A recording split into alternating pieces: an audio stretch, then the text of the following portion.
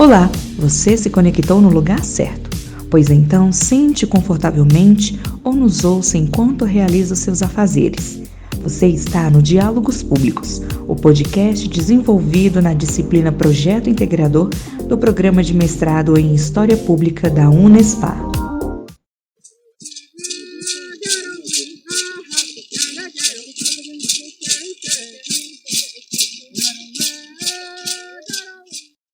Olá, meu nome é Emily. Eu sou a Isabela.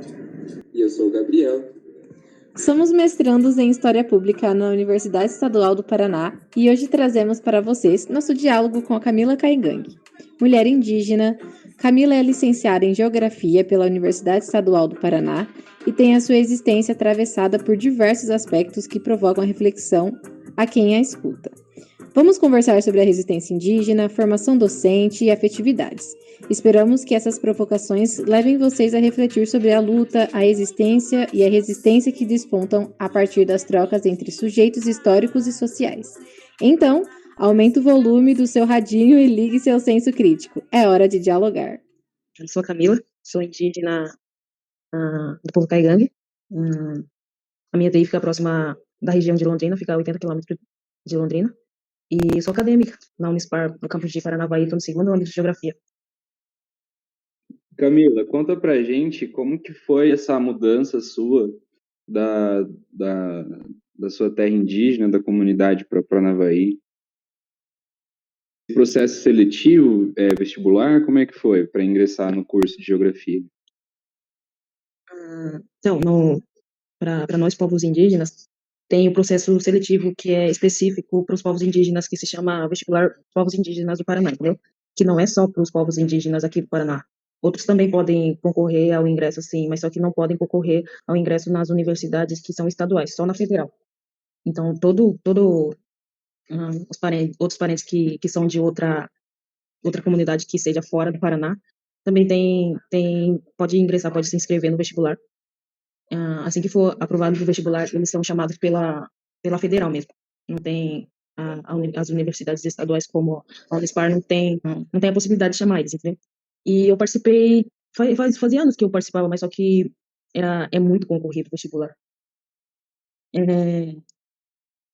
A última vez que eu participei tinha 500 indígenas concorrendo para as universidades estaduais e para a federal. A federal disponibiliza 10 vagas e as estaduais, como a Unespar, a UEM, a UEL, a UEPG, a UniOeste, oferecem 6 vagas. E eu tive a oportunidade de passar. E eu sempre quis fazer geografia. E como ali em Londrina, na região de Londrina, tem bastante terras indígenas, ali é muito concorrido mesmo. E eu tive a oportunidade de escolher a Unespar de Paranavaí, que é mais próximo de Londrina, na minha opinião, que aqui só tinha o curso de geografia. Eu decidi fazer a inscrição para a Unespar. Esse vestibular que você fez, ele considerava as especificidades assim dos povos indígenas? Como que era isso? Você poderia escolher na sua língua, sem ser o português? Como é que era? Sim, como eu sou do povo Caingangue, tem um questionário só pro povo Caingangue. É tipo uma atividade, assim, tipo, uns questionários, assim, que vai de um questionário, assim, e vai de todos os ensinos, tipo, assim, que a gente aprendeu no ensino médio, tipo, matemática, geografia, história, entre outros. Mas para quem é Caingangue, assim, eles disponibilizam um pequeno questionário, igual o de matemática, outras disciplinas, mas só que o vestibular inteiro, assim, a escrita é tudo em português. Só exceção desse questionário que é em Caingangue. E também tem os Guarani também, que se é falante da língua Guarani, pode escolher também. Mas tem outros que, como eu falei para você, que tem alguns indígenas que não falam mais a língua, entendeu? Diferente de mim, que eu falo fluentemente o Caingangue. E essa pessoa que não fala ou não escreve mais na língua dele, na língua materna dele, ele pode escolher, tipo, no lugar do questionário em Caingangue ou Guarani, ele pode escolher espanhol, inglês, e entre outros. E tem esse questionário que é diferenciado. Eu acho que até já dá para entrar um pouquinho no que eu queria saber também, você, diferente então de outros indígenas, você ainda fala a língua caigangue, certo? Sim, na verdade, eu sou do povo caigangue. Eu tive uma experiência diferente dos outros indígenas. Eu sou filha de indígenas caigangue, mas por parte da minha avó, da minha avó materna. Tipo, a mãe da minha mãe e o pai dela são mestiços, eles eram descendentes de italianos. E quando eu tinha 2 anos de idade, eles tipo, é bem comum um avô criar, tipo, pegar para criar, entendeu? E eles, nesse meio tempo, eu tinha 2 anos, e a minha mãe tipo, teve problemas de saúde, e eles me pegaram para criar, para ela se tratar, entendeu? Daí eles me levaram para TI deles, para terra indígena deles, que não fala mais a língua caigangue. É muito, muito raro ver uma pessoa que fala a língua caigangue. E eu aprendi primeiro a falar o português, até os meus 12 anos, que eu tive essa necessidade de falar, de entender, e porque eu me sentia fora da minha, vamos dizer assim, eu me sentia, tipo, excluída, assim, sabe? Não excluída, assim, mas eu sentia que eu estava perdendo o que era meu, o que era do meu povo, o que é da minha mãe, dos meus irmãos, dos meus avós, dos meus ancestrais. Eu senti que eu tive a necessidade de aprender. E aos 12 anos eu voltei a morar com os meus pais. Eu sempre ia visitar eles, na verdade, mas só que era naquele negócio lá, eu falando português e eles falando a língua materna e eu não entendia quase nada. Eu tive a necessidade de aprender.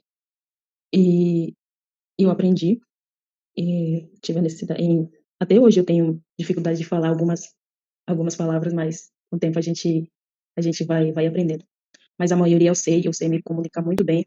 Eu sei algumas escritas, eu sei ler, mais ou menos, mas eu sei ler. O caigangue você aprendeu com seus pais? É, depois de aprender o português, eu tive primeiro contato com o português, porque os meus avós não falavam a língua materna. E depois que eu vim a aprender a língua materna do meu povo, com um pouco de dificuldade, mas eu aprendi hoje. Hoje eu sou muito grata por ter aprendido.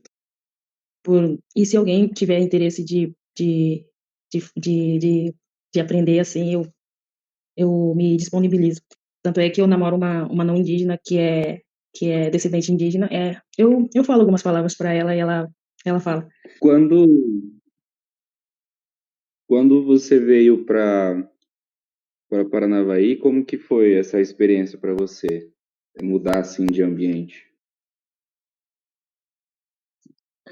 A princípio foi bem difícil mesmo, porque eu quando a gente quer, os não indígenas já têm uma visão diferente, tipo, vamos dizer assim, mistifica muito o povo indígena, porque ele vende artesanato, ele tá ali diariamente pedindo esmola, e na visão do não indígena, aquele índio é vagabundo, e as dificuldades que a gente passa, assim, para tentar alugar uma casa.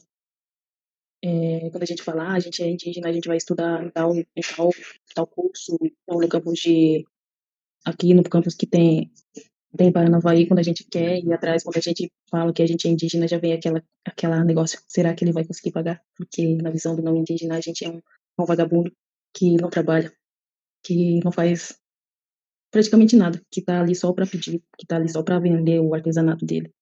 E essa foi a primeira dificuldade. A segunda dificuldade foi me deslocar da minha TI até aqui. De Londrina até aqui eu vim de ônibus, como trouxe as minhas coisas, tudo. E a terceira dificuldade é ficar longe da minha família, porque para nós indígenas a família é, vamos dizer assim, é o pilar de tudo, a comunidade em geral. E o indígena é aquele que é muito família, que não, tipo, tô falando assim, do ponto de vista do meu povo, que tem dificuldade de ficar longe da família, que sente muita saudade, que apesar de tudo, a gente tem que enfrentar essas dificuldades que a universidade, se quem tem sonho de se formar na universidade tem que passar por tudo isso. Dificuldade de preconceito para quem quiser alugar uma casa, uma kitnet, de locomoção da TI até uma cidade que fica a quase 200 quilômetros da onde você mora. e ficar longe da família, porque, como eu falei pra vocês, eu sinto muita saudade deles. E essa foi a dificuldade. Desde quando você está em Paranavaí, você tem conseguido ir lá visitar eles?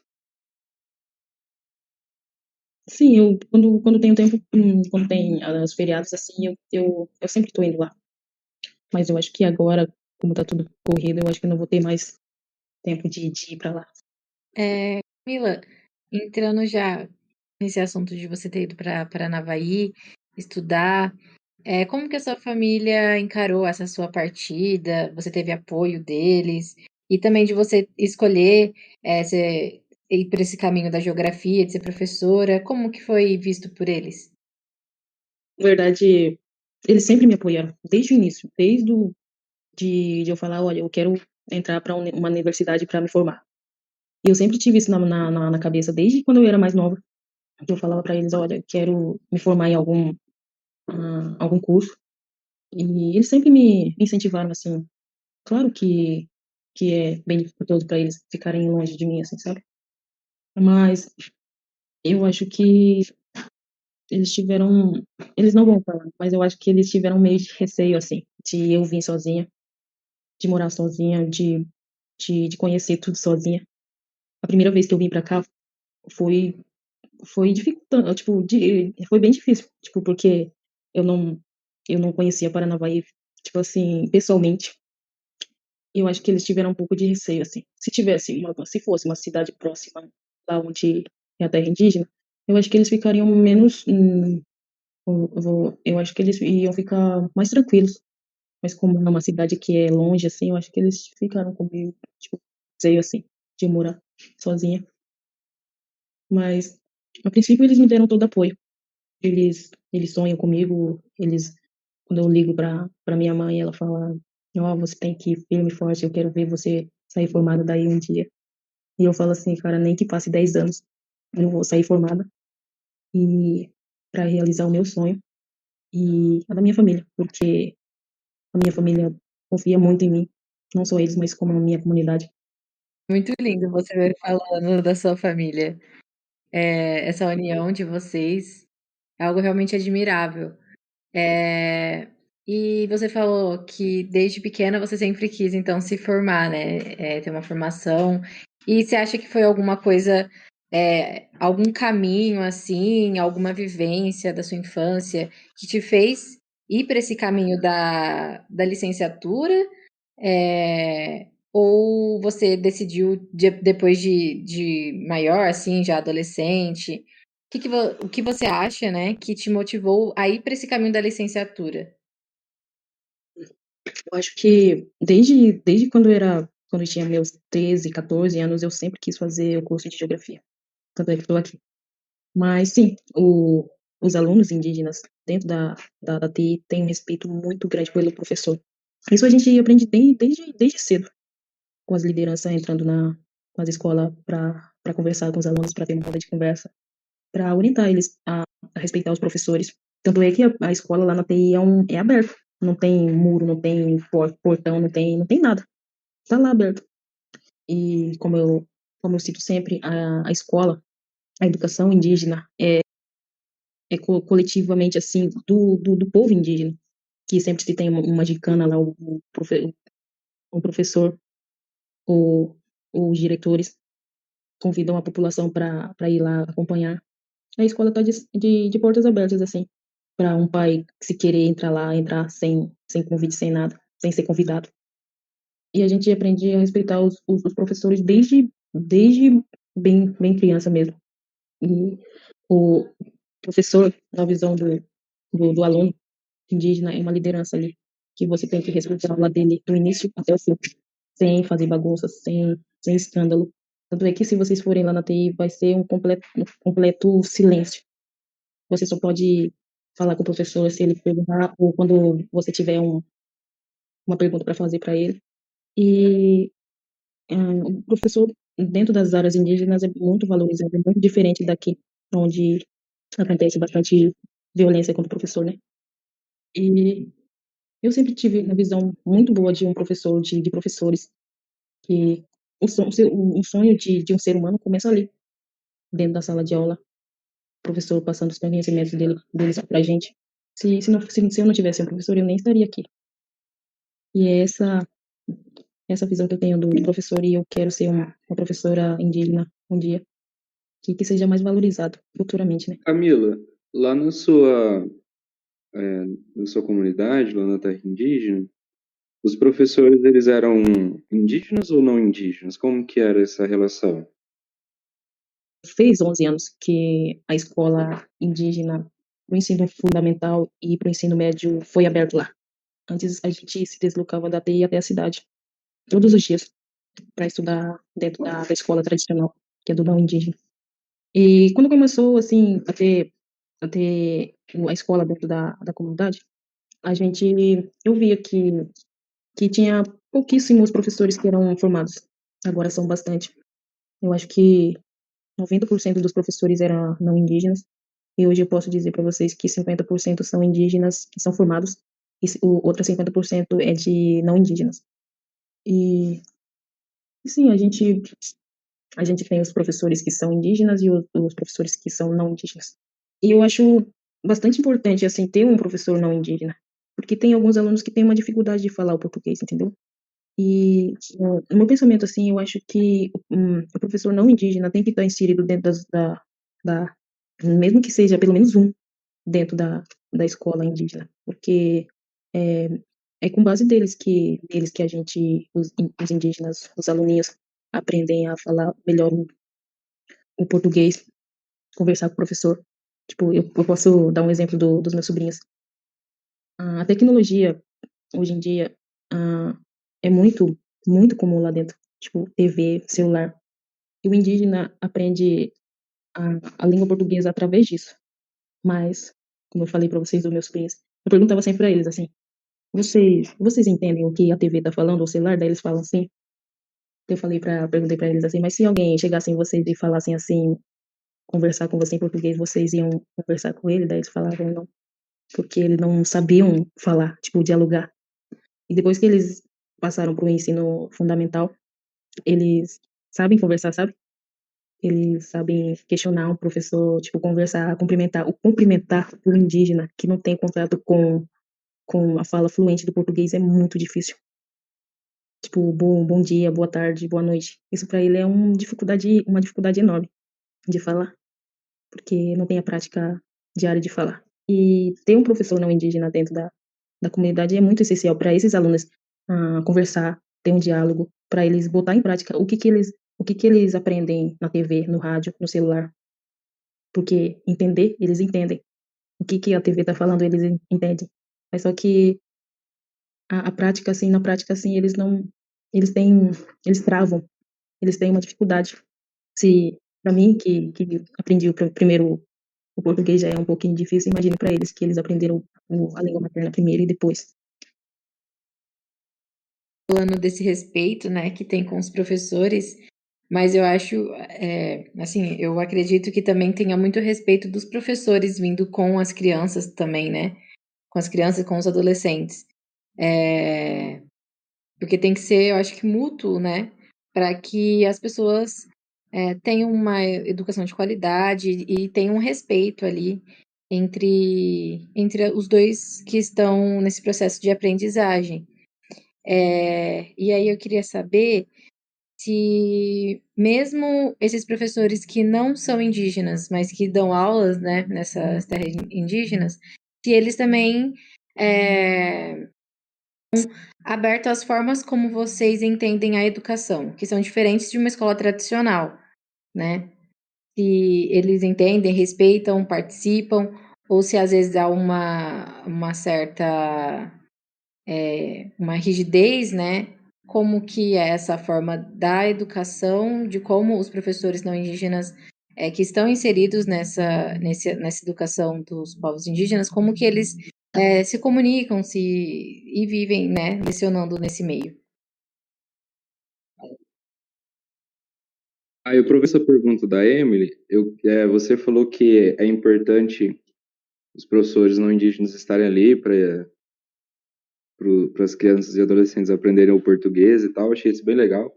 Mas eu queria saber se os professores não indígenas que vão lá na comunidade, eles também estão abertos a aprender a língua materna. Como é que é isso? Hum, Primeiro vou responder a pergunta da Amy. Então, como poucos sabem, dos não indígenas, a educação dos indígenas é diferenciada. Que tem um calendário próprio, que tem um calendário do mês que é para fazer um ritual, ou uma festividade da cultura. E sim, os professores se inserem muito bem com isso quando são contratados, que a maioria é PSS, e as lideranças, o cacique, as lideranças deles chamam os professores para ter uma conversa assim, para dialogar de como que funciona ali dentro, mesmo os professores já sabendo.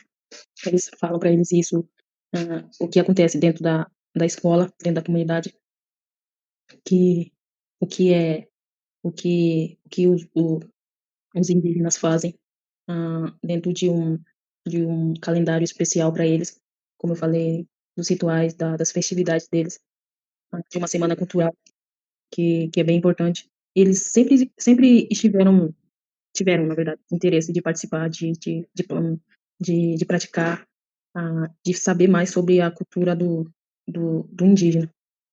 Eles sempre tiveram participação dentro dessas festividades, desses rituais. Faz tempo que eu não vou para a escola para ver, mas sempre que quando eu ia, ela tava os professores, se organizando para como que ia acontecer isso, ou como que planejando o que iam passar para os alunos, de como que ia ser realizado. Eu vi eles sempre empolgados de como que ia ter esse evento. E eu acho legal o professor que está ali dentro ter uma visão. Ah, Querendo ou não, ele está ali fazendo parte de uma comunidade que ele vai levar. Vai ser uma experiência legal para ele, que ele vai levar um pouco da realidade do povo indígena para onde ele for. Tipo, se ele for contratado, ele já vai ter em outro lugar, ele já vai ter uma experiência que deu aula dentro de uma comunidade indígena. E é um aprendizado legal para eles, no currículo deles. E eu acho bacana eles ter essa ansiedade de estar ali dentro da comunidade e programando uma aula com os alunos, mesmo que seja dentro da escola ou fora. E na educação indígena tem muito, principalmente nos ensinos iniciais, que os professores levam os alunos e os professores que são não indígenas para mata, para colher ervas ou falar os nomes das plantas em caigangue. Eu vejo os professores bem interessados mesmo, os não indígenas. E eu acho isso legal. Você falou um pouquinho, né, no começo dessa nossa conversa que você tem uma namorada, né? E ela também se insere nessa. Ela também é indígena? Na verdade, ela é uma não indígena, mas só que ela tem descendência, entendeu? Como a maioria da população brasileira tem um pouquinho de descendência de cada um. Mas sim, a bisa dela é indígena, e ela sempre teve essa curiosidade de ter um contato maior com os indígenas. E a primeira pessoa que ela teve contato, assim, de saber de como que funciona dentro de uma comunidade indígena foi através de mim. Hoje a gente conversa, a gente fala, a gente conversa muito, a gente fala sobre o que está acontecendo assim no mundo assim do povo indígena, dos direitos, de como que pode ser dentro da universidade ou fora dela. A gente conversa muito. Que legal. E eu queria saber, né, como que foi essa experiência para você, né? Como que foi para você se reconhecer, esse processo de se reconhecer enquanto uma pessoa LGBT, uma mulher indígena, né? E pensando, né, que a sociedade, né, já vem com esse duplo preconceito, né? Ah, é uma mulher indígena. Há um triplo preconceito, né? Porque você é mulher, você é indígena e você é LGBT. Então, eu queria saber para você como foi esse processo, né, de se reconhecer e como a sua família, né, que é tão importante na sua fala, ela lidou com isso. Hum, Isso que você falou, sendo uma mulher LGBT, mulher ainda, que tem as suas dificuldades de ter o seu direito, foi, foi, foi difícil. Para mim, até hoje é difícil. mesmo mesmo falar assim que a minha família sabe, a comunidade, a maioria deles sabe, mas isso, a questão do LGBT dentro da comunidade, hum, não tem ninguém que fale assim, uma liderança que vai lá e fala: "Olha, tem LGBTs dentro da comunidade", não tem nenhuma liderança que tocou nesse assunto desde que eu me entenda por pessoa, dentro da comunidade. Eu acho que são poucas as comunidades caigangue que falam, assim, abertamente sobre a questão do indígena ser LGBT. E a minha na minha TI não é diferente. Nenhuma liderança teve voz e falar assim: "Olha, vamos respeitar, vamos conversar, vamos ter mais diálogo". Não convidou, não necessariamente, assim, chamou a comunidade para fazer uma reunião para falar sobre isso. Eu acho que isso é muito muito, assim, frustrante para mim. Eu penso assim: "Será que eles têm medo de ser julgados?" Porque julgamento você vai ter em qualquer lugar, em qualquer ambiente. Mas a primeira coisa, quando eu falo, assim, de liderança, é, nada vai ser bem visto se você não tem um diálogo com a sua comunidade, com o seu espaço de convivência. Nada vai ser bem visto pela por uma comunidade se não for dialogado diretamente com eles. E eu acho que comigo, eu tenho certeza que as igrejas têm muita influência disso. A minha TI, alguns podem achar que a gente tem as nossas próprias religiões. Não, não, a gente não tem. Tem muitos templos religiosos que não são não indígenas ali dentro, que são inseridos e que passam para eles o que é errado na visão deles. E eu acho que a igreja tem muita influência sobre uma liderança indígena chamar a população e falar assim: "Ah, vamos conversar, porque isso está acontecendo na comunidade". E eu acho que com isso, os LGBTs que estão ali dentro, inseridos dentro da comunidade, se sentem um pouco, sei lá, excluídos. Pelo menos eu. Ah, você é uma indígena que tem um relacionamento com uma mulher, que você vai ser visto assim, ai, não sei como os não indígenas veem os LGBTs dentro da cidade. Eu acho que desde o começo, se a liderança viesse a chamar a população, a comunidade e ter um diálogo com eles, eu acho que a comunidade indígena não teria esse, para eles, uma bomba que tem um casal ali dentro. Tanto é que eu acho que algumas pessoas que têm a mesma idade do que eu têm medo de falar abertamente sobre isso com os pais, com os irmãos, com os parentes deles, porque ninguém, absolutamente ninguém, fala sobre isso. Eu vou falar sobre isso? Sim, eu vou falar abertamente. Se tiver um evento dentro da comunidade, sim, eu vou falar. Porque é a minha realidade, porque só eu sei o que eu passei. E tomara que nos próximos anos ou nos próximos meses uma liderança fale um pouco sobre isso, porque se já é dificultoso ser uma LGBT e dentro dessa comunidade ninguém fala sobre, e as próprias lideranças falar assim: "Ah, vamos deixar quieto, vamos guardar e vamos deixar ali quietinho".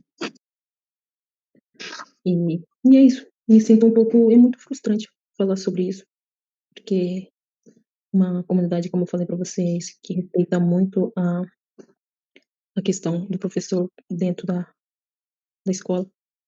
Por que não respeitar o LGBT que está ali, que nasceu ali, que foi criado ali, que é da comunidade? Isso é bastante triste falar sobre isso, para mim, pelo menos para mim. É tocante a sua fala, né, no sentido de que se não falam, eles meio que colocam, né, tampam, né, esse problema, né, e você, problema entre aspas, eu digo, né, para a sociedade em si, né. E você vê que a questão da igreja, ela é muito influente, né, e você falando isso, né, na sua fala dentro das comunidades, o quanto esse discurso religioso, ele já vem, né, como um apagamento desses sujeitos, né. Às vezes a pessoa quer conversar, quer dialogar, mas com esse discurso da igreja ele se sente, né, silenciado. É isso que você fala mesmo, há um silenciamento, né. E pensando nisso, eu queria perguntar para você se você já sofreu algum tipo de preconceito, alguma fala, né, tanto dentro quanto fora da comunidade, e como que, não sei, o seu círculo de amigos, né, fora da, pode ser da universidade também, como que eles lidam, né? Há diálogo, você dialogam com eles acerca desse assunto, né? Eu queria saber um pouquinho desses seus desafios fora também da comunidade. Eu não entendi. Repete de novo. Então, você falou um pouquinho sobre esses desafios dentro da comunidade, né? E eu queria saber se fora dela, né, você já sofreu algum tipo de preconceito, pensando na universidade, pensando nos locais que você tem, né, você convive, seus espaços de sociabilidade. Se em algum momento você já sofreu algum preconceito, se você teve que intervir com alguma fala, nesse sentido. Tipo, pra mim falar assim, tipo, passar perto e falar, ai, essa índia aí. Não, ninguém veio a falar. Mas eu vejo alguns olhares assim que é meio mais. Mas como eu defendo muito a causa indígena, cara, eu não vou ficar calada. Porque, porque eu vejo assim, se você fica calado, você tá sendo. Se você tá aceitando aquela coisa que os não indígenas pensam de você. Eu acho que se alguém chegar na minha frente e falar isso, aquilo. E eu tive uma assim, como o Gabriel falou, ele estava presente na Jura. No passado a gente fez um ritual. Eu soube esses dias mesmo. Eu nem sabia disso. Que algumas pessoas debocharam, falaram, fizeram gracinhas.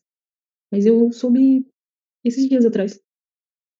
E eu acho que são poucos as pessoas que têm interesse em saber de como que funciona a realidade do indígena dentro da universidade ou fora dela. Na última jura mesmo, teve, eu acho que 20 pessoas. Não tava ali aquela, um monte de pessoa, tudo lotado, as cadeiras. Mas eu acho que os acadêmicos dentro da universidade têm a visão negativa de olhar para o indígena dentro da universidade. E eu falo assim pela minha turma, entendeu? É uma turma pequena, é claro, mas ninguém, absolutamente ninguém da minha sala estava na última jura. E depois mistificam a visão, a realidade de um indígena.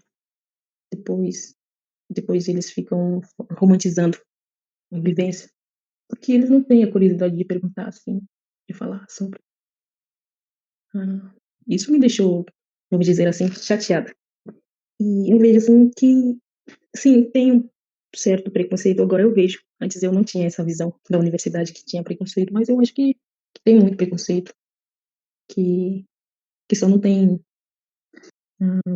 coragem de mandar uma indireta. Que, porque sabe, falam, porque eu sei falar muito bem português. E se alguém falar uma, uma palavra assim negativa para mim, eu vou responder. Mas dentro da universidade eu acho que tem, na minha visão, tem muito preconceito, não só dos alunos, mas como alguns professores também, claro, não é a maioria, mas alguns. Mas também tem os alunos que apoiam muito a causa indígena, que estão ali sempre perguntando, eu acho legal, que eu acho importante troca de saberes. Se eu tenho dúvida de alguma coisa sobre os não indígenas, eu perguntar, eles perguntar para mim. É assim que a gente vai caminhando de como é a realidade de cada um. Entendi. Sim, só para uma última pergunta assim acerca desse tema, a gente vê, né, que na história esses povos eles foram apagados, né? Os povos indígenas e a própria comunidade LGBT. E daí você, enquanto, né, sujeito que tem essas duas identidades, né, há um duplo apagamento, assim como você fala da sua frustração, de como você se sente. Eu queria saber, assim, de você, quais ações a gente pode promover, né, para ter uma sociedade mais igualitária ou que pelo menos discuta esses temas. Assim, por exemplo, pensando na sua comunidade, né, de que forma essas pessoas elas tendem a trazer esse diálogo, né, a não a apagar, tirar esse apagamento, né, que se tem sobre essa temática, esse silenciamento, esse tabu, né, que a gente pode perceber na sociedade.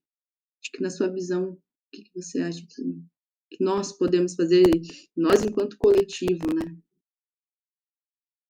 Eu achei essencial falar um pouco sobre os povos indígenas, nem que seja assim entre amigos, mas sim levar essa discussão para as redes, nos eventos, e falar um pouco sobre isso, ou organizar um pequeno evento, uma roda de conversa, para dar mais visibilidade para o indígena, porque o indígena não é aquilo que você vê quase todo ano ali no semáforo, vendendo docinhos ou pedindo esmola ou vendendo artesanato.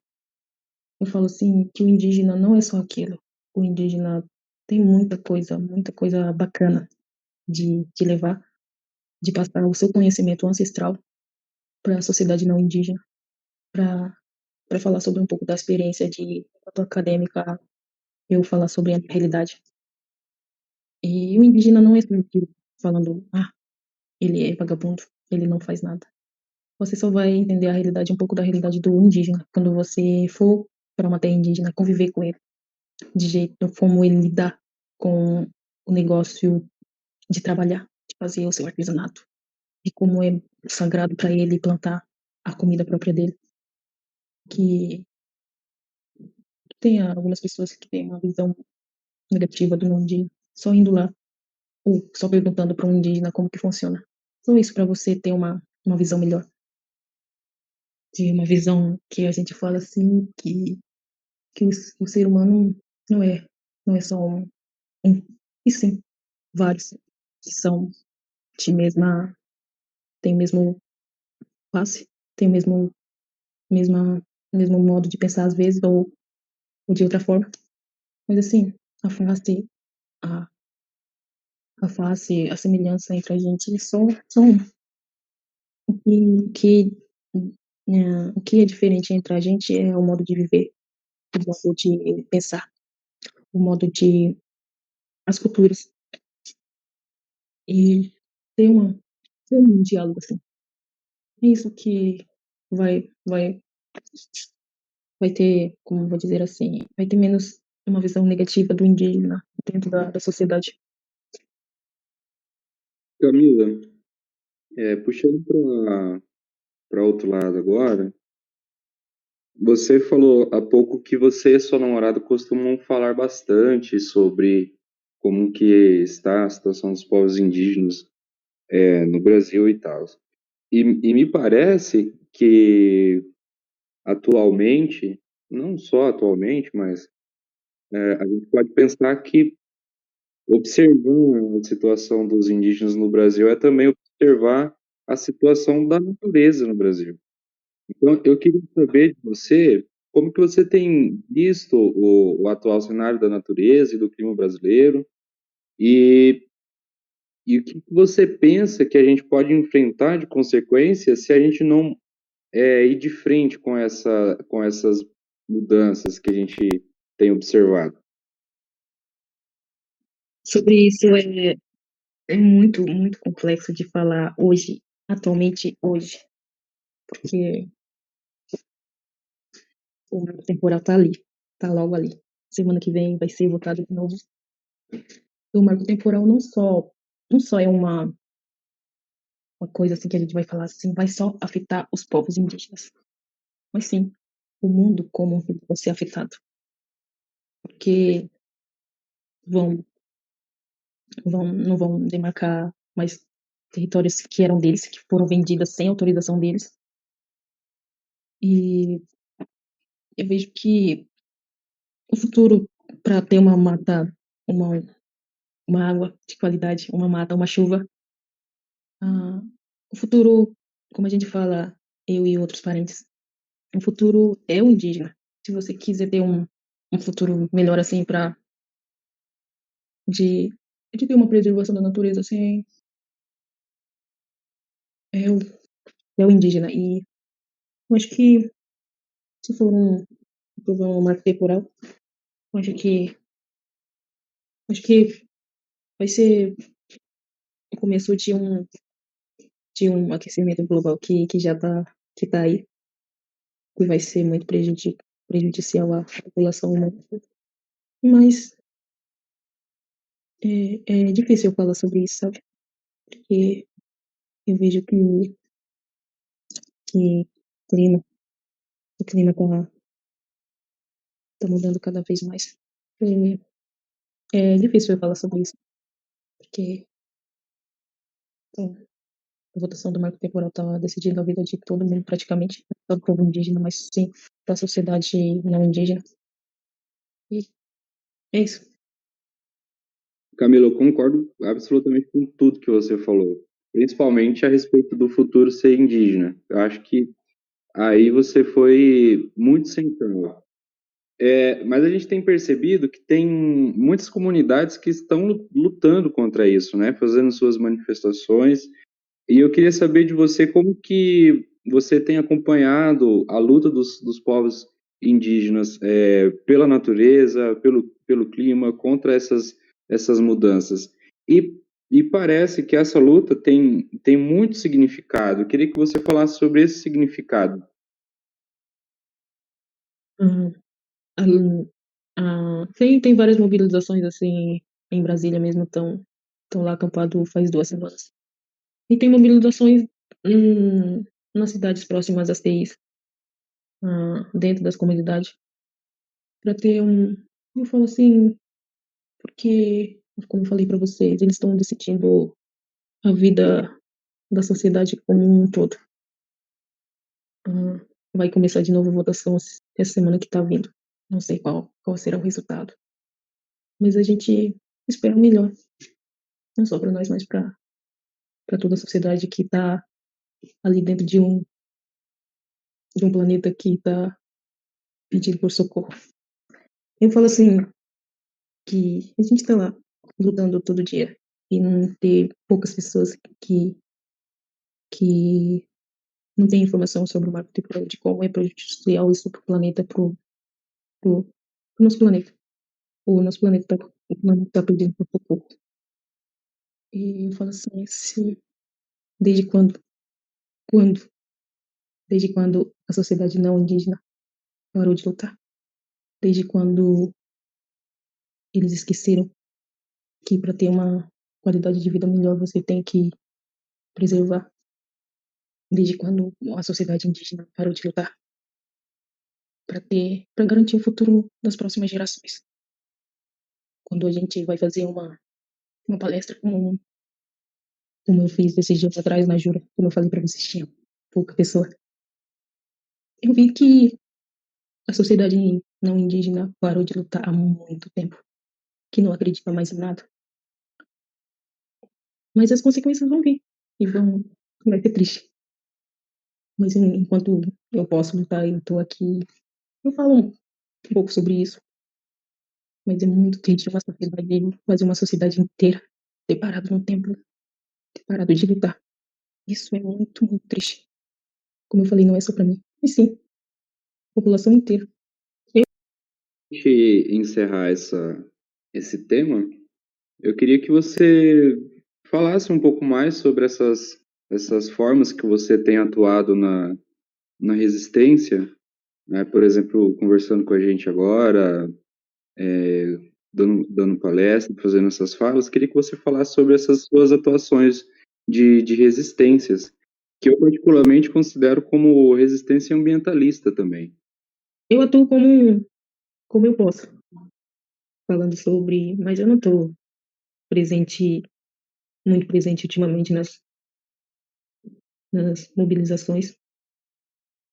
E, mas como quando eu posso, tô falando sobre, eu tô postando algumas coisas que são esse marco temporal, compartilhando algumas coisas. É um trabalho de formiguinha, vou dizer assim. Mas ativamente, assim, presencialmente, assim, eu não tô participando ativamente. Mas de longe, sim, eu acompanho como que tá o andamento e tudo. Obrigado, Camilo, por ter atendido nosso pedido e por ter feito essa fala muito potente para a gente. Obrigado pela oportunidade de estar falando com vocês. Camila, muito importante sua fala e muito obrigada pela sua disponibilidade. Para saberem mais sobre os assuntos abordados nesse podcast, deixamos disponível algumas referências na descrição do episódio. Então é isso, gente. Até mais. Fiquem atentos ao próximo episódio.